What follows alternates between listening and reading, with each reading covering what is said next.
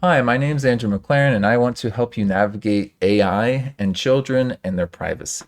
So it's really important to keep students' data private, and there are some pretty major concerns if we're looking at COPPA and being compliant with COPPA, which is an act in the United States, which is protecting children's privacy. So we'll go over in this video what is COPPA, how, for example, AI's privacy practices in terms of services kind of line up or compare with COPPA, and some top tips for parents. So if you want to skip ahead to that part, that's fine. But I think it's important to have some context because my tips are going to be related to like these other things. So these slides were generated using AI as a basis. Like AI didn't make these slides, but I had a conversation with ChatGPT actually around this topic. And that helped me kind of inform some of the parts of this talk. But the ideas are mine. They're just kind of structured a little bit with a little help. AI is great for use like that, and we'll talk about how teachers can use AI for purposes like that, and it's totally okay. But other things are not such good ideas. So COPPA is the Child's Online Privacy Protection Act from 1998. Now, you don't need to read the whole document, but I did want to show you kind of like what the document is. It's pretty long, it's pretty intense. So the main points that you're going to see, and I saw this as a teacher teaching a public school for about 7 years. I was also on the tech team. So I kind of saw like the school norms and procedures around student privacy. So children who are under 13 cannot have data collected by default. That's broadly speaking, they shouldn't have data being collected without parent permission. So if there's data being collected by someone who's under 13, the parents need to give that written permission, and there needs to be a way to submit that written permission so they can document that they have parent permission. The reason behind this is, essentially kids, their data, they're not super careful with it, and they just put stuff out there that may make them get targeted for certain ads. So if they really like Pokemon, then they might get ads for Pokemon. And that is seen as like they don't have good enough defenses against that. So targeted ads shouldn't really be targeted at specific children. You can have like a kids ad and that's okay, but not like this kid likes this thing, so we're gonna just like throw a ton of ads at them. That's okay for someone who's over 13 legally, but not under 13, which I would even say should be pushed up to higher ages, more like 18 or so. So in a lot of European countries, there's just a straight up ban on like advertisements aimed at children, like in Sweden. So this is kind of like a weaker version of that, but it's the same sort of idea. Like we want to keep kids' data safe so that they're not getting targeted by big corporations and they can't really defend themselves against that. And there's some other concerns too.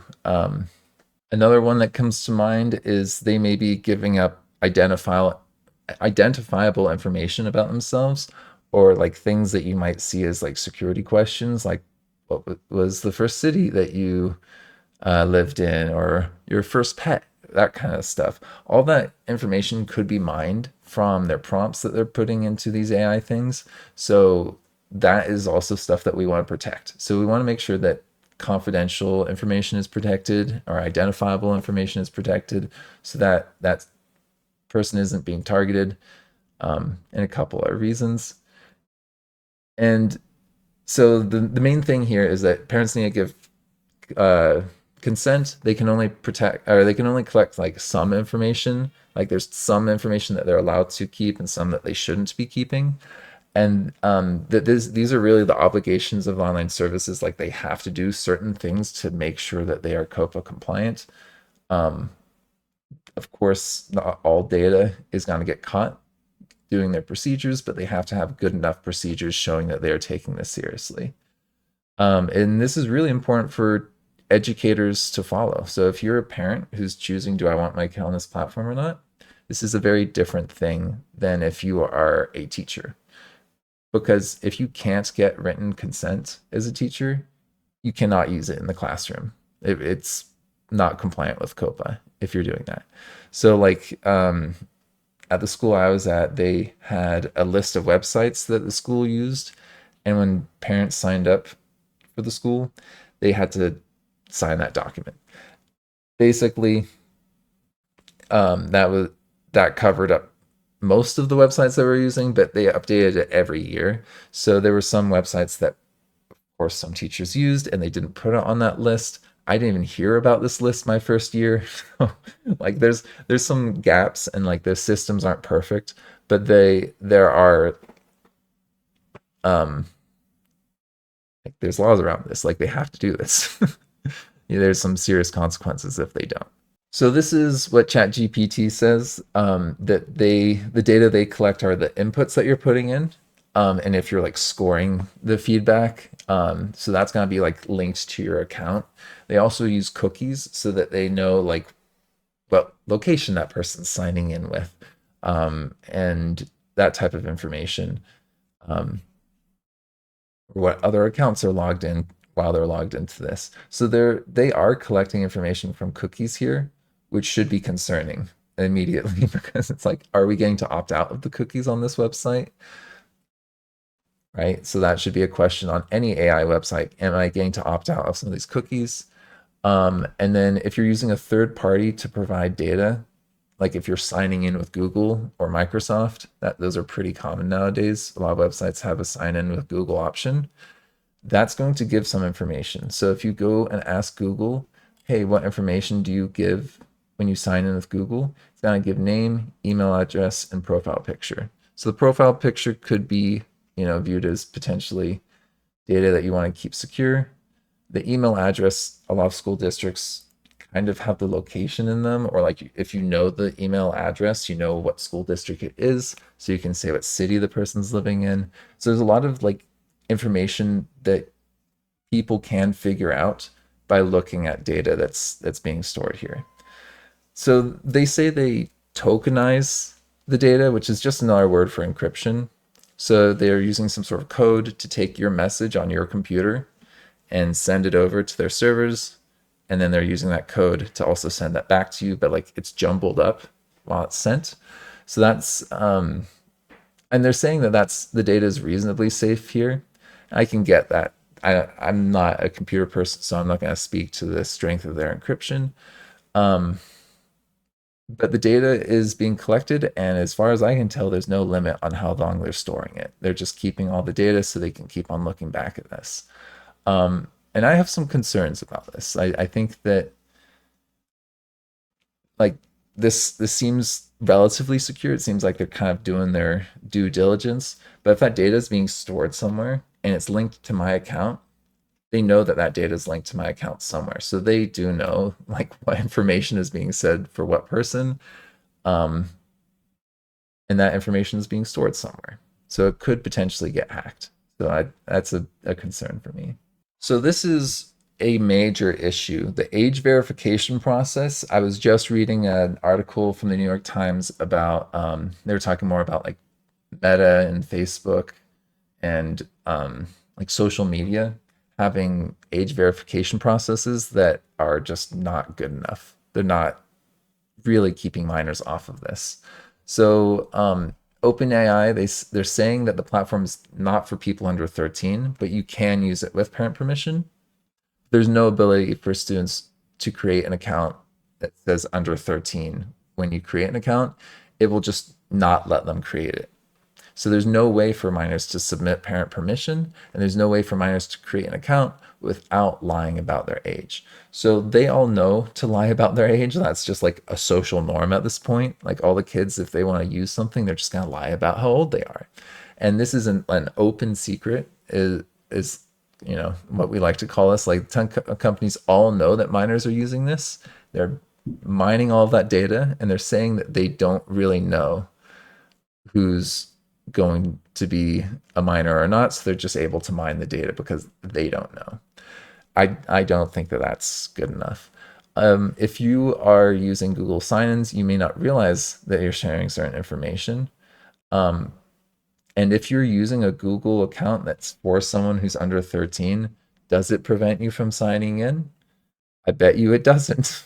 Maybe in the future they'll fix that. But currently, if you just have a Google account, it'll just let you sign in with that Google account. Um, and I just really don't think that they should be storing this information for minors. There's other things that I've heard students using like ChatGPT as like a therapist. Like COVID was hard to get some mental help. So a lot of people moved towards trying to use these things to talk about their life.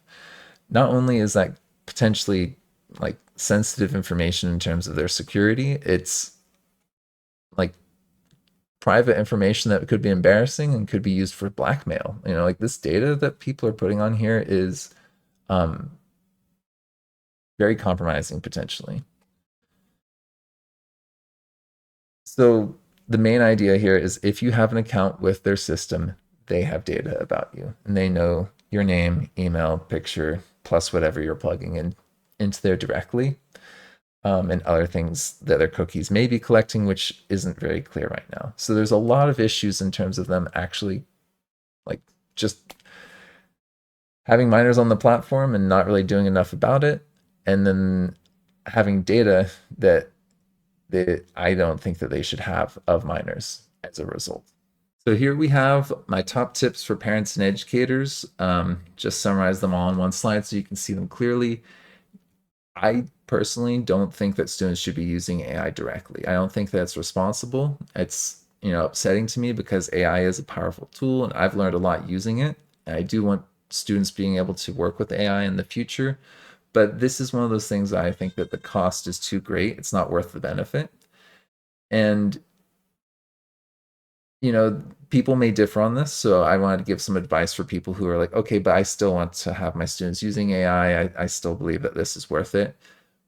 A couple things is that you really need to coach your students about what personal and private information is and what that means in the context of these AI companies. They shouldn't be putting anything like security questions related or identifiable information.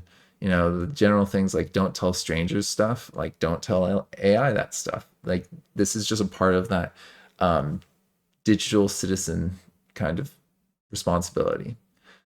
So we want to make sure that we're not signing in with school accounts.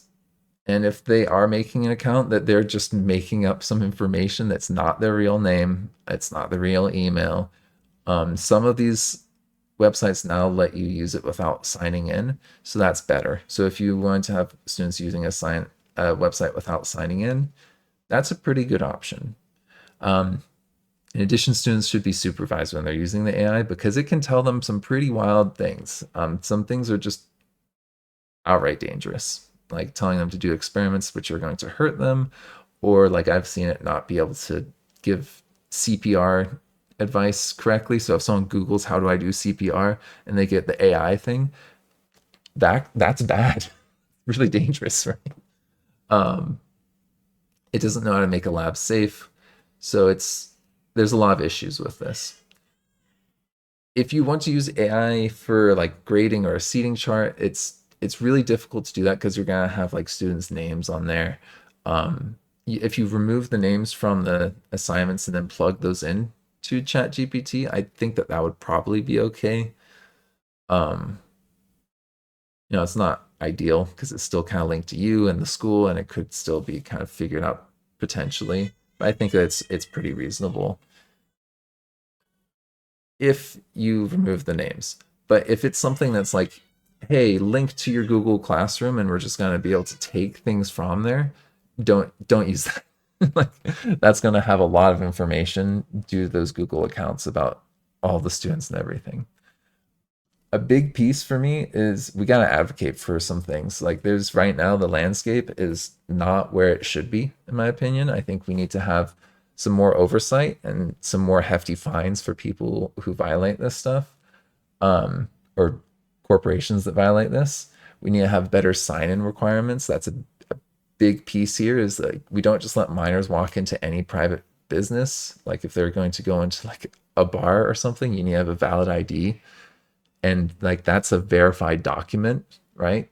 So we can have some sort of similar process for some things online. or at least a limit on the how long the data is stored, so that if it was to get hacked, that they don't get everything from like all of history that you've done on there. So also really important thing to keep in mind is AI's ability is changing constantly. These terms of service are also pretty fluidly changing. So make sure you're staying informed. Check how old like any source of information is on AI. Like see how old this video is. There may be some things that I'm saying in here that are still relevant and some things that are not. This is it's kind of tangential. I would say that the copyright thing isn't so much about like student privacy, but it is related because students' work that they've made in your class can be thought of as them being the primary author and therefore having copyright if they haven't told you that you have permission to use their student work. Then you can't use it, or like you can't claim it as your own and then like give it to people.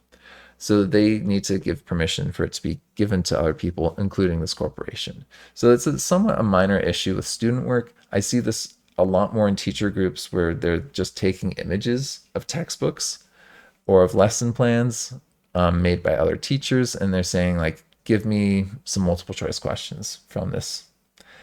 You can't do that because you're giving a page of a document that has so many copyrighted things on there, images and text, whatnot, um,